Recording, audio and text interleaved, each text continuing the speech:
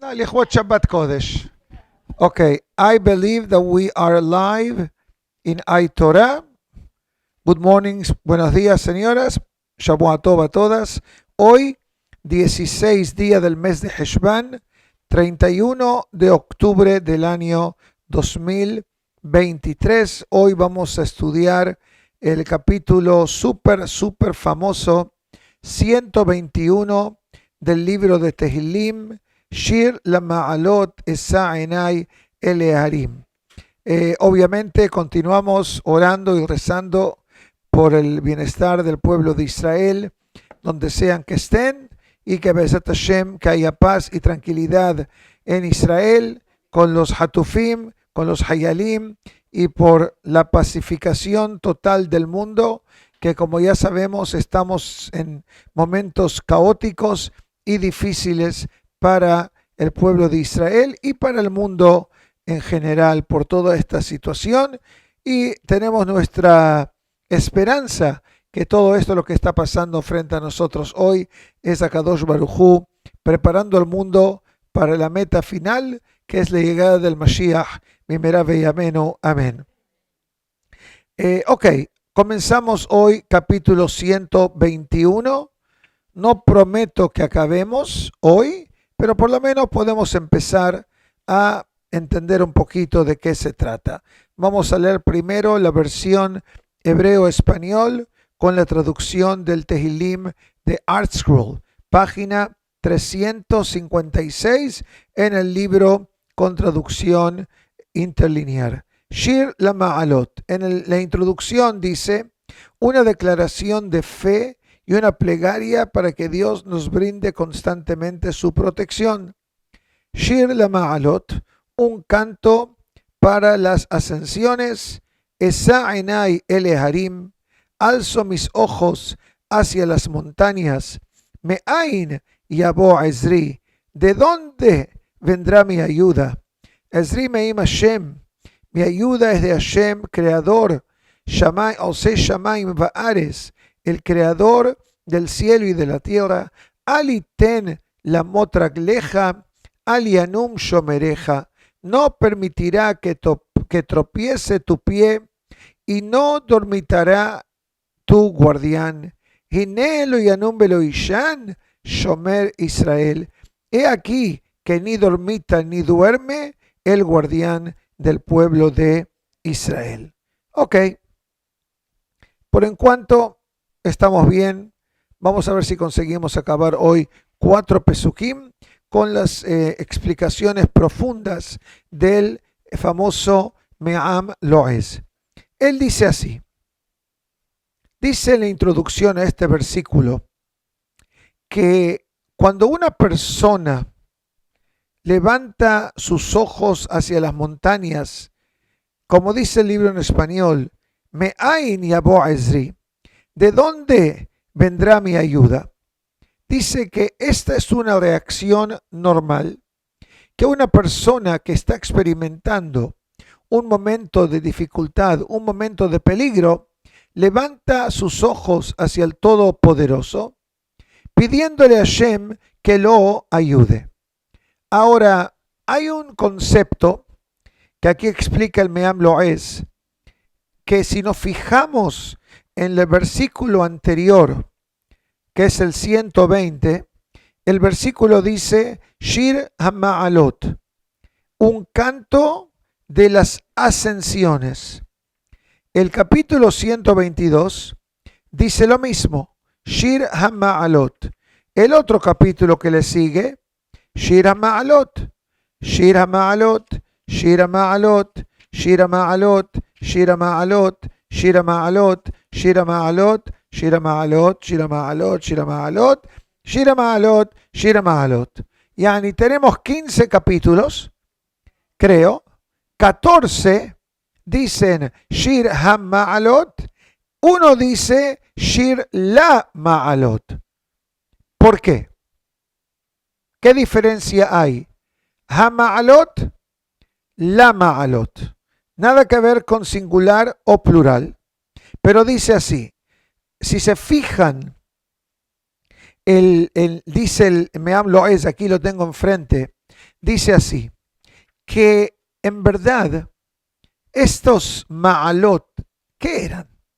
Ascensiones, que uno toma el elevador, uno aprieta el piso 15 y llega, o planta baja y baja. Dice el Me'am Lo'ez que en el Bet HaMikdash habían 15 escalones, del suelo hasta llegar a la entrada del Bet HaMikdash. ¿Y quién se paraba ahí? Los Leviim. Los Leviim tocaban los instrumentos. Así lo explica la Gemara en Pesahim, cuando los representantes familiares iban al Bet HaMikdash para hacer el Korban Pesach. ¿Cómo funcionaba el Korban Pesach? Básicamente, a partir del mediodía de víspera de Pesach, habían dos grupos de gente que venía a hacer el sacrificio de Pesach para que todo el pueblo de Israel que estaba en Jerusalén lo pueda consumir en la noche del Seder. En nuestra historia, en nuestra época, eso se representa con el zeroa, el shank, ¿no? Del animal, del cordero. Pero en la época del Bet HaMikdash, ¿cómo era? En el patio del Bet HaMikdash habían aproximadamente 100.000 Yehudim. Cada uno venía con su cordero. Y cada uno tenía que tener junto al Corbán una lista de la gente que se inscribió para comer el Corbán Pesach. ¿Por qué? Porque si llegaba la medianoche y sobraba Corbán Pesach, ¿qué había que hacer? Había que quemarlo. No se puede comer el Corbán Pesach después de la medianoche. Por eso, en el Seder, ¿qué tenemos en vez del Corbán Pesach en comida? El aficomán. Y siempre se dice, comer el aficomán antes de la 1:15 de la mañana. ¿Por qué? Porque en la época del Bet HaMikdash el Corbán Pesach no se podía comer pasada la medianoche. Ahora les hago una pregunta. Si hay una familia, marido, mujer, con 4 niños, ¿cuánta carne pueden comer? Vamos a suponer que de todo el animal del cordero sobraban, vamos a decir, 40 libras de carne, 30 libras de carne, 20 libras de carne. ¿Cuánta gente puede comer si tengo un roast de 20 libras? Que no existe. Boneless. ¿Ok? Quiere decir que había que tener un averaje de 20 a 30 personas por seder. Se hacían sedarim familiares. Y cada una persona que estaba en el Bet HaMikdash con su cordero tenía una lista de los nombres de todos los que iban a comer. ¿Por qué? Porque en el momento que yo, vamos a suponer, tenía mi cordero con todos los nombres, nadie podía cambiarse de lista. Ay, cambié de parecer, voy a comer en la casa del primo segundo de mi suegra. No existía eso, no existía. O sea, sí, se podía hacer un cambio hasta que la persona entró al Bet HaMikdash. Quiere decir que si habían 100.000 personas, sin exagerar, y cada grupo representaba 30 personas, ¿cuánta gente había en Jerusalén? 3 millones aproximadamente. Y nadie se quejaba. Mucha gente se queja. Se queja. Nadie se quejó, dice la Mishnah. No solamente eso. Otro milagro que pasaba era que hacían falta hacer, como se dice en inglés, 2 shifts de gente que hacía sacrificios. Primera vuelta, se limpiaba. Segunda vuelta, se limpiaba. El Bet HaMikdash tenía un sistema de desagüe. El piso del Bet HaMikdash era mármol, no era madera. no era polvo, era mármol, y tenía un desagüe con un sistema de drenaje y plomería que sacaba la carne.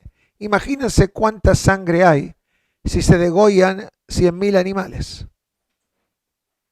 Cosas que nuestra mente no puede entender, porque estamos hablando de momentos históricos y milagrosos.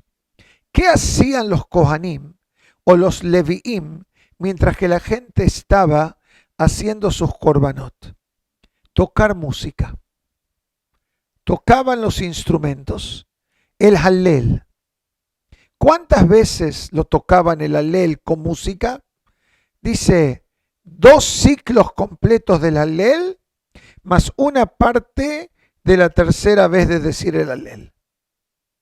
Esos escalones que los Leviim separaban se llamaban, esto es lo que estamos estudiando, Hama'alot, las ascensiones.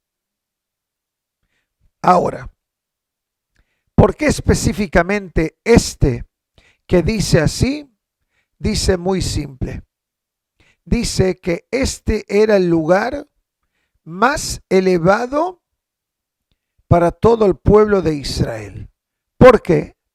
Porque habla del concepto básico de emuná en Akadosh Baruj Hu frente al momento de la adversidad, que es lo que dice el versículo. Dice, ¿de dónde vendrá mi ayuda? Y el pasuk te dice, Ezri me'im Hashem, mi ayuda viene de Hashem, el Creador. Dice aquí el Me'am Lo'ez, dice lo siguiente, dice que en verdad este pasuk, y lo que dice es muy profundo, no sé si se puede explicar verbalmente, pero voy a tratar.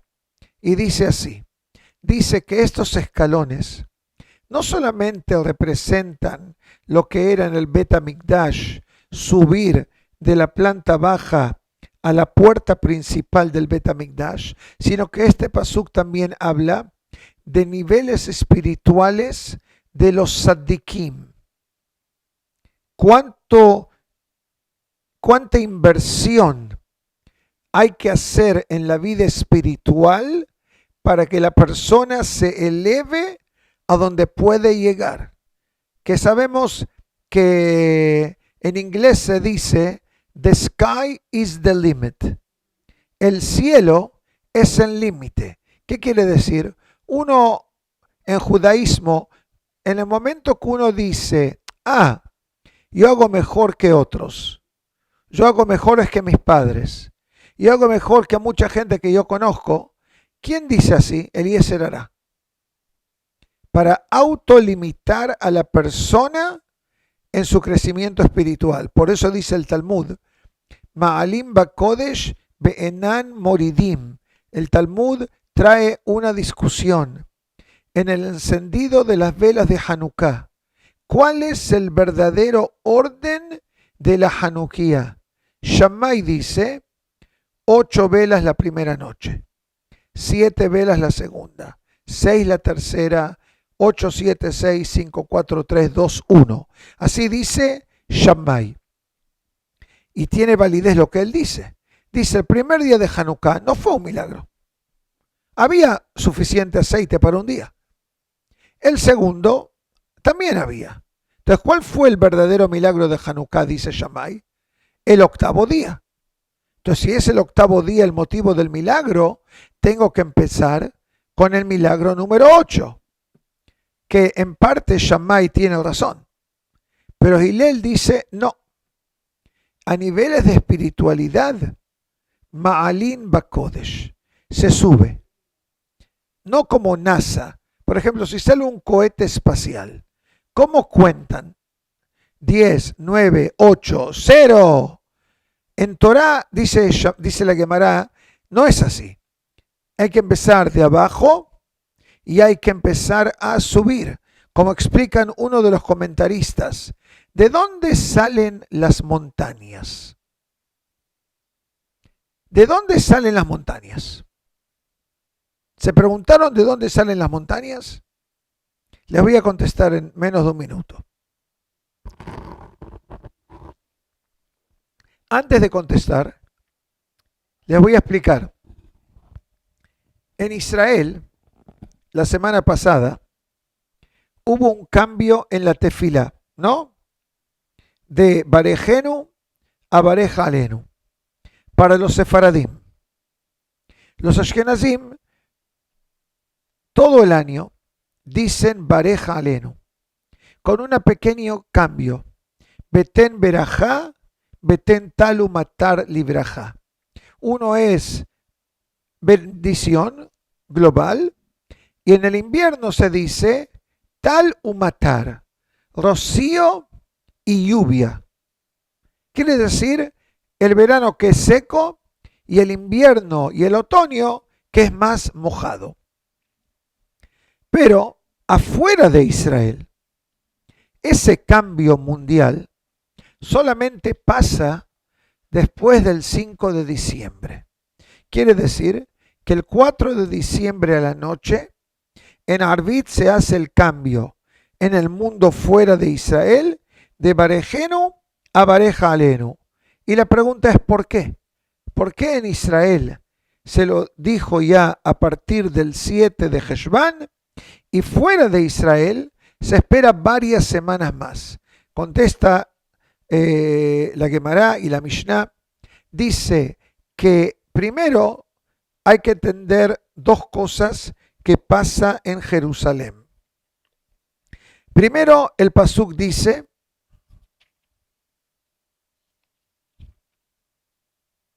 Yerushalayim Harim Saviv La. Jerusalén está acá, versículo 125. Si quieren fijarse en la página 361. Yerushalayim Harim Saviv La. Jerusalén, las montañas la rodean básicamente. ¿Ok? Vashem Saviv Le Amo. Y Dios rodea a su pueblo. Very nice. Ahora, ¿qué diferencia hay si hay montañas en Jerusalén o no? Les voy a decir un secreto. Cada día hay menos montañas en Jerusalén. Las tiran abajo para crear autopistas, para poder tener acceso más fácil a Jerusalén. Imagínense, viene el Mashiach y vienen millones de Yehudim de todo el mundo. Nadie quiere ir al Bet HaMikdash con tráfico. Es verdad. Ahora, ¿de dónde salen las montañas? Antes de explicarle de dónde salen las montañas, tengo que explicar un concepto halágico importante. La halajá dice lo siguiente. Una ciudad que tiene montañas en su parámetro, cuando llueve, la montaña absorbe 80% de la lluvia y el suelo absorbe mínimo. Quiere decir que para que haya vegetación y crecimiento en Israel o en Tzfat o en Tiberias, lugares que son montañosos, no puedo esperar 2 meses que se acaba el otoño para empezar a pedir por lluvia. Apenas tenga un chance, pido por lluvia. Entonces la próxima pregunta es, si es así, ¿por qué no pido por lluvia apenas acaba Sukkot? Tengo que esperar 2 semanas después de Simchat Torah para pedir por lluvias. La explicación es la siguiente. Hay una misvá de la Torah que se llama Ole Regel. Hay una misvá de la Torah de ir a Jerusalén 3 veces al año. Pesach, Shavuot, Sukkot. Pesach y Shavuot, que es en la primavera y en el verano, no hay lluvia, perfecto. Pero en Sukkot, que es en el comienzo del otoño, imagínense que alguno de nosotros fue a Jerusalén y después que acabó Simchat Torah, estoy en camino a mi casa.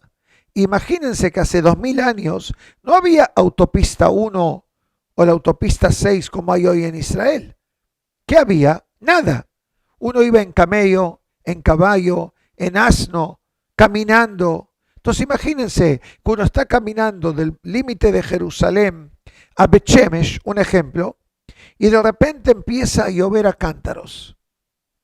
La persona que dice, qué desagradecidos son los habitantes de Jerusalén. Saben que estoy viajando a mi casa caminando o encima de un animal y no esperaron que yo llegue a mi casa para pedir lluvias. Entonces dice la Mishnah que el lugar más distante que alguien venía a celebrar la fiesta de Sukkot en el Bet HaMikdash venía de Irak, del río Éufrates. ¿Y qué distancia de viaje había de Jerusalén al Éufrates? 2 semanas de viaje. Por lo tanto, para demostrar y apreciar, mejor dicho, el sacrificio que nuestros hermanos de Israel hacían para llegar a Jerusalén, nos aguantamos 2 semanas hasta que el último Yehudí llegó a su casa. Solamente ahí hacemos tefilá. Por eso, si se acuerdan, el Cohen Gadol, en la plegaria que él hacía en Kippur, ¿qué le decía a Dios? Dios, no oigas la petición del viajero, que aguantes la lluvia cuando el país la necesita. ¿Qué tiene que ver? Que el Cohen Gadol en el día de Yom Kippur le dice a Dios, Dios, ignora la plegaria de un viajero cuando está lloviendo. Dice que la persona que estaba viajando y empezaba a llover, la persona está sufriendo. Imagínense que uno decide caminar por el círculo. El día está soleado y de repente empieza a llover a cántaros. ¿Cómo uno se siente? No bien. No tiene coche, no tiene celular, no tiene nada. Tiene que ir caminando a la casa. La persona sufre. Y en ese instante, la persona le echa una plegaria a Hashem y le dice, Dios, te pido un favor, frena la lluvia hasta que llegue a mi casa. El Cohen Gadol le dice a Dios, no le pares a esa plegaria, como dicen en Venezuela. No le prestes atención a esa plegaria. Quiere decir que la plegaria de un Yehudí puede cambiar la plegaria del Cohen Gadol. ¿Por qué? Porque hizo la tefilá del fondo del corazón. Y cuando uno hace tefilá del fondo del corazón, una persona hace la tefilá cuando está sufriendo, esa tefilá esquiva todo y va directamente frente al trono celestial de Akadosh Baruj Hu. Por eso se esperaban 2 semanas para hacer tefilá por la lluvia en Israel, para que no haya quejas contra nosotros. Imagínense que una comenta ahora, sí, mi hija se casa el domingo de tarde y la jupá es bajo el cielo. Y alguien dice, ay, ojalá que llueva ese día. ¿Ustedes saben cuántas jupot yo hice bajo la lluvia? No muchas, pero unas cuantas. No se cancela, lo máximo se aguanta un poco. Claro, 100%. Ahora, las montañas. ¿De dónde salen las montañas? Hay una explicación muy profunda. Creo que está atribuida al Maharal de Praga, que él dice lo siguiente. Las olas del mar y las montañas son consecuencias del tercer día de la creación. ¿Qué quiere decir? Cuando las aguas fueron separadas, las aguas celestiales se dividieron en 2. Parte de las aguas bajaron al mundo físico, en la cual se convirtieron en los mares, los océanos, etc. Y hubieron aguas que se quedaron suspendidas. Por eso Shamaim en hebreo se llama Shamaim. Sham Maim. ¿Qué significa Sham Maim? Sham Maim. Ahí está el agua. Otra explicación dice no. Shamaim es Esh Maim. Fuego y agua. que en el cielo, fuego y agua, hay paz. En el mundo físico, el fuego evapora el agua y el agua extingue al fuego. Por eso, el famoso Shammai del Talmud, ¿por qué se llamaba Shammai? Shamaim, porque en el Shamaim la halajá sigue Shammai. En el mundo físico seguimos a Hillel. ¿Por qué? Porque en Shamaim no hay Yeser Hará. Entonces, si no hay Yeser Hará, nadie tiene problema en hacer lo estricto de la halajá. Por eso, de acuerdo a ciertas opiniones, cuando viene Mashiach pronto, la halajá sigue a Shammai. Porque no hay Yeser Hará. Si a uno le dice, tienes que hacer esto, tienes que hacer esto, tienes que hacer lo otro, más de una vez uno dice, ay, es muy difícil, le echo un pero, no puedo, muy ta, ta, ta, ta, ta. ¿De dónde salen esas expresiones? Del Yeser Hará. Si no hay Yeser Hará, ok, ¿qué es lo que tengo que hacer? Perfecto. Ahora, ¿qué pasó? Dice el Maharal de Prague, muy interesante, que las aguas que fueron mandadas al mundo físico no estaban contentas. Se sintieron rebajadas. Se sintieron alejadas de Hashem. ¿Dios qué hace para consolarlas? Le dice, no te preocupes. En el mundo físico te necesito. Agua del mar o agua de lluvia para la mikve. El agua es necesaria para Netilat Yadayim. El agua es necesaria para bañarse. El agua es necesaria para el Bet HaMikdash. El agua hace falta hacer Netilá cuando uno se levanta, cuando uno sale del baño, cuando va a comer el pan. Dios le dice al agua, yo te necesito porque tú tienes ciertas metas espirituales que cumplir en el mundo. Perfecto. Pero el agua no está contento con eso. Entonces, ¿qué dice el Maharal de Prague? Dice que las aguas se forman como olas y eso demuestra el deseo del agua elevarse. O sea, por más que podamos dar una explicación científica por qué las olas del mar aparecen, etcétera, pero el punto de vista espiritual cabalístico son las aguas que quieren volver al Shamaim, pero hay un bloqueo. Por eso las olas llegan a cierta altura y después, ¿qué pasa? Bajan. El Maharal también dice que el agua se junta con la tierra, con el suelo. Y cuando se juntan, se empiezan a crecer. Y así se formaliza la montaña. Interesantísimo el concepto. Quiere decir que tanto la tierra la tierra entiende que esto, como dicen en español, es transitorio. Transitorio. El mundo físico es transitorio. La meta es lo que pasa después. Por más que para nosotros seres humanos es un poquito difícil de entender lo que significa, pero entendemos que existe un concepto de venir al mundo, cumplir ciertas metas y una vez el alma se va de vuelta a su lugar de origen. Entonces dice el Pasuk que cuando la lluvia baja, la lluvia es absorbida en su mayoría por la montaña. Es como si se está alimentando. Y el residuo lo deja bajar imagínense una montaña que puede tener 1000 metros, 1500 metros, lo que sea la altura, no sé exactamente cómo se cataloga la altura, pero imagínense que lo primero es como una persona que está en la primera, en la cola, o la persona que está en la última. La persona que está primero, al principio, recibe la mejor parte. Al final, lo que sobra. Dice aquí en Me'am Lo'ez, dice, estas alturas también habla del crecimiento espiritual de la persona a través de su vida.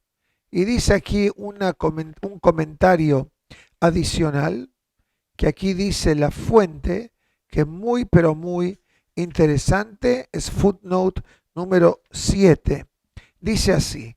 Todo el mundo conoce la Mishnah en Pirkei Avot que dice al principio, sobre 3 pilares el mundo se sostiene: el estudio de la Torá, los sacrificios y los actos de benevolencia, caridad, misericordia, etc. Dice así, en el monte Moriah, donde fue hecha la Akedah, ahí eventualmente se convierte en el lugar del Bet HaMikdash que sacrificios fueron dados. En el monte Sinai, la Torá fue dada al pueblo de Israel. Ahora que no tenemos Bet HaMikdash, ¿qué pasa? Entonces, si al no haber Bet HaMikdash, quiere decir que no hay la Abodá. Y si estamos en Galut, quiere decir que la Torá también está floja. Entonces dice que el pueblo de Israel se vuelca al Todopoderoso diciendo, ¿de dónde va a venir mi ayuda? Si la Torá está floja, estamos en Galut, y los sacrificios fueron cancelados, ¿de dónde vamos a sobrevivir? Por eso dice, Ezri me'im Hashem, dice, lo único que salva y que mantiene al pueblo de Israel, ¿cuál es? Si la fundación de la Torá está de lado, si la fundación de los sacrificios está de lado, ¿cuál tercer columna me sobró? No, Hesed. No, Hesed no es Misbot. Hesed significa actos de misericordia y benevolencia. Dice así, dice que Akadosh Baruj Hu hace Hesed con nosotros. Dios tiene benevolencia y misericordia hacia para con nosotros para que la abodá de los sacrificios se convierta en la tefilá y el estudio de la Torá se mantiene vivo dentro del pueblo de Israel, que es una cosa súper interesante, porque hoy en la clase que dimos a la mañana en inglés a los hombres, habla el Zohar HaKadosh de cuánta alegría tiene Hashem cuando él ve del Shamaim que el pueblo de Israel estudia Torah. ¿Y qué hace Dios en ese momento? Invita a los malajim y a los tzadikim, a las almas de los justos, diciéndole, uy, mira mis chicos cómo están estudiando en Aventura Torah. Mira mis chicos cómo están estudiando en México Torah. Mira mis hijos cómo están estudiando en Nueva York Torah. Donde sea que hay un grupo de personas que estudia Torah, Hashem saca una foto. Es como las abuelitas. Cuando pasa con una abuela, a veces le dice a sus amigas, ay, mira mi nieta, mira mi nieto, qué lindo, qué elegante, qué cute, mi hijo el doctor, mi hijo el abogado, mi hijo el contador, mi hija X, lo que sea. Dice Amavdil dice, ese orgullo que las abuelas y abuelos tienen con sus descendientes, imagínense multiplicándolo muchas veces, cómo Hashem se siente cuando el pueblo de Israel, donde estén, se juntan y estudian Torah. ¿Qué es lo que dice el Zohar HaKadosh en otro lugar? Dice, ¿por qué Dios creó al mundo con tantos diferentes horarios? ¿Por qué no es en el mundo universal? En todo el mundo ahora son 15 para las 12. En todo el mundo hoy es martes. No es verdad. En California son las 9 de la mañana. En Israel ya son probablemente las 4 o 5 de la tarde. En otros países puede ser el otro día.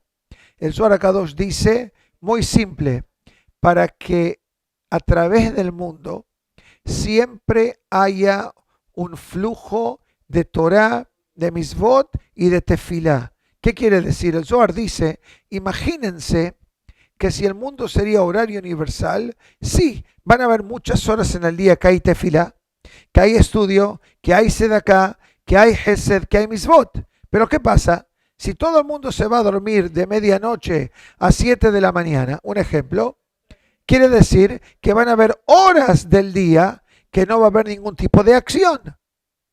Por lo tanto, el mundo se mantiene en los 24 usos horarios que existen hoy para garantizar que constantemente hay un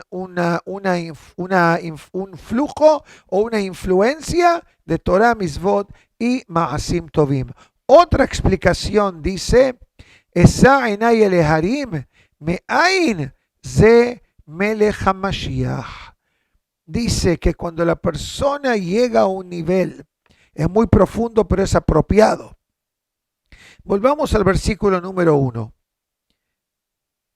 Me'ain. ¿De dónde? Ok, buena traducción. Pero ¿saben lo que verdaderamente también significa la palabra Ain? Ain significa nada, no Ain. Ain es ojo, con la Ain. Aleph, Ain significa cero, de la nada. Cero a la izquierda. Eso es lo que significa, de la nada. Ahora, ¿quién es de la nada? Dios. ¿Cómo puede ser que Dios es de la nada? Muy simple, porque Dios de la nada así hizo todo el mundo. De nada, en cabalísticamente se llama Meyesh le Ain. Ain le Yesh. De nada a algo. Es como el ser humano. ¿Qué dice la Mishnah? ¿De dónde sale el ser humano? Tipa seruja. Un lenguaje muy, si entenderían lo que significa, dirían, uy, ¿saben lo que significa tipa seruja? Tipa significa una gota. Seruja, pútrida. Una gota de olor. El zera, cuando se mezcla el zera con el ovocito, de ahí una cosa minúscula que ni se puede ver con el ojo normal, de ahí sale un ser humano, a través del crecimiento, etc. Entonces dice, cuando tú piensas que no hay salvación, como está pasando ahora, estamos todos preocupados con lo que está pasando de Israel. No sé cuántos mensajes recibimos. Hoy recibí un mensaje temprano del famoso edificio que colocaron un papel con escrituras antisemitas. Fue un chiste de mal gusto que se desafiaron unos jóvenes. Parece que hay un TikTok Challenge. Hay un desafío de TikTok que hacen competencia en a ver quién tiene el audacity o el caradurismo de hacer algo de locura. Ese fue el primero que ya se descubrió que es falso. Y la policía ya está metida, ya saben quiénes son los jóvenes, van a haber cargos de penalidad por varios motivos, pero también van a haber cargos que no creo que los van a activar contra los adultos que transmitieron las imágenes en social media, porque estamos hablando de menores de edad. Y cuando hay menores de edad, cambia la ley. Está escrito blanco y negro. Caso número 1. Caso número 2. Mandaron un cartelito. Saben que los Goim hoy celebran el Día de las Brujas, ¿no? Hamavdil, Halloween. Abodá Zará.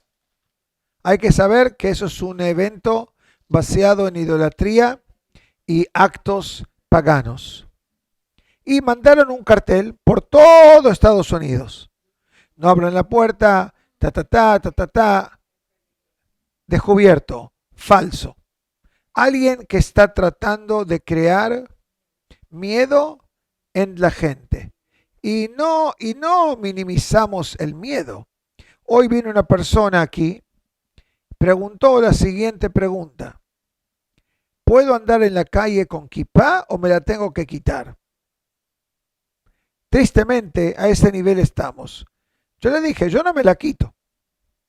Que se la quiten ellos. ¿Yo por qué tengo que tener miedo de que somos miembros del pueblo de Israel? ¿Acaso Hitler y Mashemó o la Inquisición o Stalin, cuando mataban judíos, preguntaban si era religioso o no?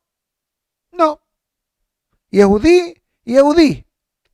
Entonces, quitarse la kipá es darle a ellos la razón. Igual ellos saben si uno es yehudí con kippah o sin kippah. ¿Ok? Otro caso trágico. Esto pasó aquí a 2 cuadras. Hoy en la madrugada, sí, en un edificio. Pero no, se descubrió que Baruch Hashem no hay yehudim envueltos, no tiene nada que ver con judíos y con árabes. Fue un crimen, una disputa entre 2 personas y tristemente, goim aparentemente, y acabó de una manera muy trágica. Pero lamentablemente, con todos los temores y todo lo que estamos oyendo hoy, la gente se altera, la gente se pone nerviosa, la gente se preocupa. Y esto es lo que está diciendo Meam Loez, dice, y esto lo escribió hace casi 200 años, dice, va a llegar un momento que el pueblo de Israel va a decir, ¿a dónde nos vamos? Alguien me preguntó, ¿a dónde me voy? Le dije, a Israel. Me dice, pero ¿cómo usted me dice Israel? Dice que tú crees que estás más seguro en Estados Unidos que Israel. No los quiero asustar, pero fíjese lo que está pasando en Estados Unidos. En las universidades, en las escuelas, en los negocios, en los lugares públicos. O sea, hay un temor tangible. Por eso dice ahí que el último clamor a Kadosh Baruj Hu va a ser antes que venga el Mashiach. ¿Qué es lo que está pasando ahora? ¿Quién se hubiera imaginado hace 2 o 3 semanas que esto sería lo que nos acapara a nosotros? Y las tefilot, y los tehilim, y las selijot, y las velas, y el Shabbat más temprano, y la jalá, y tomar sobre sí misvot, y cada vez que suena el teléfono, leer un tehilim, porque dicen, emergencia, emergencia, están entrando a Gaza. 10 veces hoy me vino eso. Está bien, lo que puedo hacer. ¿Me voy a ir a Gaza? No me dejan ir. Si quiero ir, no me dejan ir. No tengo miedo de ir. Uno que tiene que hacer, leo un tehilim. Entonces esperamos, Be'ezrat Hashem, que nuestra emuná siga firme y fuerte, conectada con Akadosh Baruj Hu, y que Be'ezrat Hashem, que todo esto lo que está frente a nosotros es como decimos, Heble le da, Heble Mashiach. Dice que hay 2 cosas que son comparadas. Uno es el embarazo y dolores de parto del embarazo, y el otro es dolores de parto cuando venga el Mashiach. Ahora, ¿por qué? Don't take it personal. ¿Por qué habla de dolores de parto? Dice, porque a través del embarazo hay altibajos. Así dice el Talmud. Primer trimestre es más desafiante para la madre, segundo trimestre para el bebé, tercer trimestre bueno para ambos. Son etapas y son cambios físicos hormonales que el cuerpo experimenta. Hasta que llega el momento de dar a luz. ¿Ok? Soy hombre, así que no me puedo relacionar a nivel físico, pero soy marido y soy padre y entiendo lo que significa las contracciones y el challenge que pasa en ese momento. Pero una vez que el bebé nace, es como si de repente todo lo que ha pasado, los 9 meses de altibajos, de repente es como se mueven para atrás. ¿Por qué? Porque ahora tengo una mataná, un obsequio de Akadosh Baruj Hu. Dice, eso es lo que es Heble Mashiach. Las contracciones antes que venga el Mashiach. Todo este tipo de situaciones, el Talmud las llama contracciones hasta que venga el Mashiach. Yo pienso que estamos a punto de dar a luz en cualquier momento para el pueblo de Israel. Así que Be'ezrat Hashem tengamos el mérito de la Geulah Shelema. Primera y ameno. Amén. Noticias buenas y Shavua Tov a todas. Que estén todas muy bien y gracias.